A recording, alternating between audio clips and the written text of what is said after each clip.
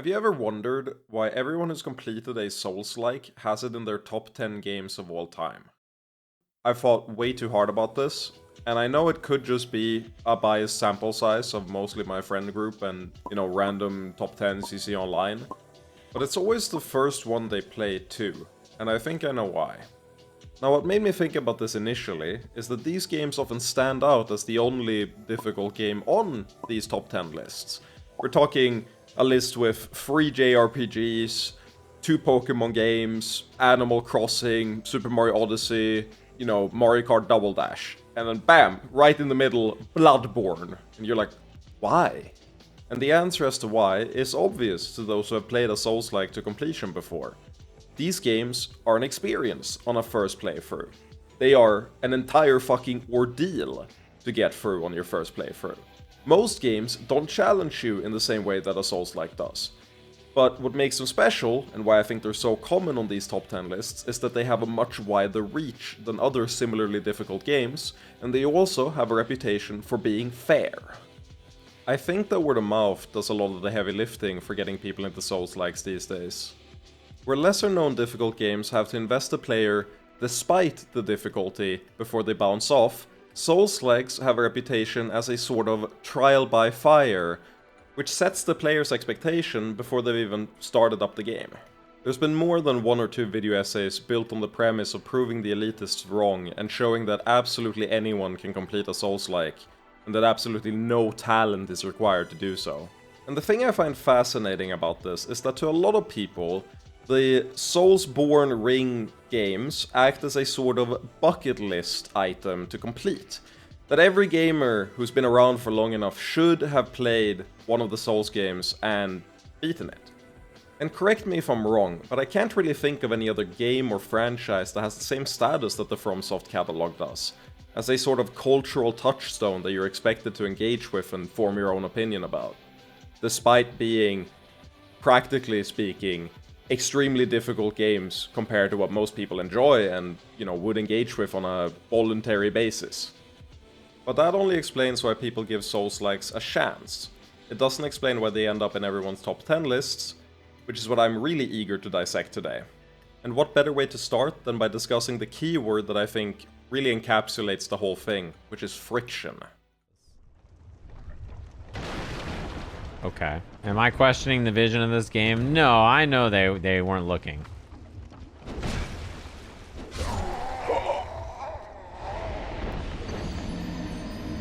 Friction has some pretty negative connotations in the gaming speak marketplace of ideas, but I've always viewed it as a pretty positive thing, because a game without friction isn't gonna keep me interested. Without friction, a game can try everything between heaven and earth to make me invested in the plot, in the story, in the world, in the graphics, in the music, in everything, but at the end of the day, it's essentially just gonna be a movie. So I like to view it in terms of hot and cold, where a game trying to do anything to invest me is essentially cooling me down while friction is heating me up. And you have an ideal temperature you want to stay at, where you're comfortable, where you're invested, where everything is just going smoothly. And everyone has different heat tolerances, which is essentially how much difficulty they want in their game in order to best enjoy it. And for some, this is almost nothing, while for others, they've built up a tolerance, they've eaten spicy food before, and they can handle their heat, and they just want to be absolutely clobbered over the head with whatever, fucking bullshit challenges the game throws at them. And I myself have a pretty high spice tolerance. I played games like I Wanna Be the Guy and I Wanna Be the Boshi growing up, 2 games that are rage bait, they aren't designed to be fun, they're designed to be annoying. One of my top 10 favorite games of all time is Void Stranger, which is a puzzle game that just beats you down. Before that I played La Milana and loved that game, until I decided that it doesn't deserve to be as frustrating and annoying as it is, because it's not nearly as cool as Void Stranger. Which is a sentiment I extend to the Soulsborne Ring games. They earn the privilege to be annoying. They earn the privilege to be frustrating, because they're so cool that you are willing to grit your teeth again and again until you win, because you want to see what's next, what's on the horizon. Sometimes literally, the vistas are a huge part of it. You beat a boss fight and suddenly you're in a new cool area and you just stand there and take it all in. The games are cool, they're majestic, and they're interesting. But what really makes them special is that it feels like you earned it. It feels like you deserve to see what's next, what's on the horizon.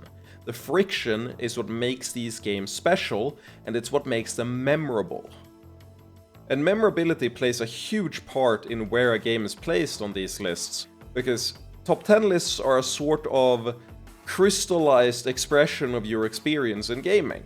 And you aren't going to put new games on there just the same way that you aren't going to put games you barely remember on there.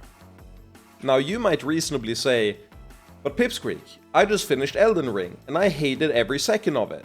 I just got my shit kicked in by every boss in the game, from the fucking Tree Sentinel to Malenia at the end of the game. I didn't enjoy any of it.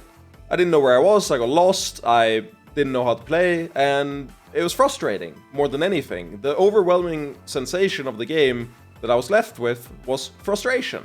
I might say, cool, that means that you enjoyed it, even if you don't know it yet, because you just experienced Type 2 fun. Now I'm gonna be completely real with you, like 110% real. I looked up sources for Type 2 fun, and I found no research to indicate that it's real in any sense. But on a personal level, I believe that it's a useful framing tool for the experience that I think we've all had, where something is miserable in the moment, but enjoyable in the future when you look back on it. The theory says that Type 1 fun is fun in the moment, Type 2 fun is fun in hindsight, and Type 3 fun isn't fun at all. And Souls games thrive on Type 2 fun. You might not enjoy large parts of them the first time around. This is why they can be considered a journey, because you're grueling and suffering trying to get through a boss fight that you might have 100 attempts in until you win, and you only enjoy the last attempt. You know, you enjoyed the first and the last attempt, and the 98 between was misery. But in hindsight, you won't remember the bad ones, and you'll overvalue the good ones. And this is the key reason why difficult games you stick with leave a larger impact. You remember them more, and you enjoyed them more in hindsight than you would a game that posed no challenge. But for a lot of people, they're unlikely to experience this from anything other than Souls-likes, because they're unlikely to stick with them. They don't have the implicit trust that being #1 most influential game of all time, like Dark Souls 1, gives you. It affords you a level of trust that you can't expect from something like Void Stranger, despite Void Stranger being a fantastic game. But even aside from that, it's immediately obvious looking at Void Stranger that it's a completely different skill set that's going to be tested. It's not going to be about your execution or your cool head, it's going to be about your intelligence and your puzzle solving abilities. Which might make you think that it won't be the same, that it won't give you the same high that, you know, beating Malenia for the first time gives you. But it absolutely completely does. In my experience, the genre hasn't really mattered much for how difficult it impacts my enjoyment. It's always been about my relative level towards what the game demands of me, how much work I have to put in to beat whatever challenges the game puts in front of me. And sometimes that's in the form of learning to think better, and sometimes it's about making my hands move better. I've even felt this way about a game with no gameplay at all. Which sounds absurd, but it's incidentally why I even wanted to make this video in the first place. I was playing Umineko, or more accurately, I was reading it in front of a couple people in Twitch chat. I was streaming it, and it was about 150 hours of reading. It's a murder mystery novel where I wanted to solve who the culprit was before the game straight out tells you. And doing that gave me the same type of satisfaction that solving a particularly difficult puzzle does in Void Stranger. Which made the game stay fresh in my mind in a way that something I don't have to engage my brain for in the same way couldn't possibly hope to match. Which reveals the greatest strength of friction. It doesn't matter what genre of game you're experiencing, or even if it's a game at all, if you can make the player experience friction and have them get through it to the end, they're going to remember it. It's going to stay in their mind for a long time. And they're going to be much more likely to share it with friends and want them to experience it too. I recently played Lies of P, and on paper, Lies of P is my favorite Souls-like. It does everything I want well. It does it better in a lot of ways than the FromSoft games. But despite the fact that I think on paper it's absolutely fantastic, I got to it too late. By the time I played it, I was too seasoned in the genre. The final 2 bosses of the base game I beat on the first try. And I walked into the DLC and beat the first 2 bosses on the first try as well. In fact, I didn't die a single time while exploring during that entire period. And then, throughout the DLC, I only died 25 times. And 12 of those was on the final boss of the DLC. The base game as well was similarly easy. I only struggled on a single boss halfway through the game because my weapon combination was uniquely bad against it. Against everything else, they all fell over in 2 or 3 tries. And at that point, even if I say it's the best Souls-like I've played, it still won't stay with me. I cannot reasonably put it higher up than something like Sekiro that I struggled with and I fought Genichiro for 4 hours before I finally beat him. That fight alone posed more of a struggle than the entirety of Lies of P for me. Which is why friction is so important. Lies of P might be difficult for someone who's playing it for the first time and doesn't have experience with Souls-likes. And that's why they're gonna remember that more than any other game they play afterwards in the genre. Whereas for me, I got to it too late. Which is why the first Souls-likes that you play is the one you're going to put on your top 10 list. For older people, it might be Dark Souls 1.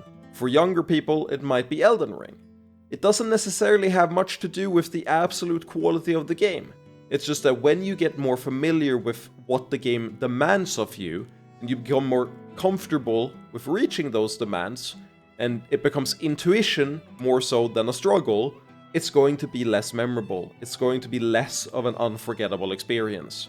And I'm kind of sad about that, because I wanted to love Lies of P, but I got there too late. So despite loving basically everything about the game, I cannot put it up there alongside Sekiro for me, despite the fact that I think on paper it's probably about as good or better, because I got to it too late and it tainted the experience. It's missing the final ingredient. It's missing the friction. And that's why everyone's first Souls-like is in their top 10 list. It doesn't necessarily have anything to do with what game in the genre it is. It's about placing demands on the player that they're not used to meeting, and them investing themselves enough to meet those demands and triumph.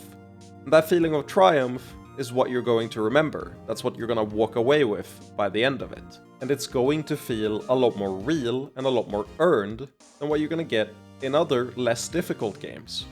And that's the magic of friction. One of the least discussed and most frequently dismissed parts of game design. I hope you enjoyed, and hopefully I'll catch you in another video, or if you want to check out my stream over at twitch.tv/pipsqueak_TV, where I play any game that I find interesting under the sun, which is currently an RPG Maker game and Zero Ranger, but next month it could be something else. In any case, I'll catch you there. Peace.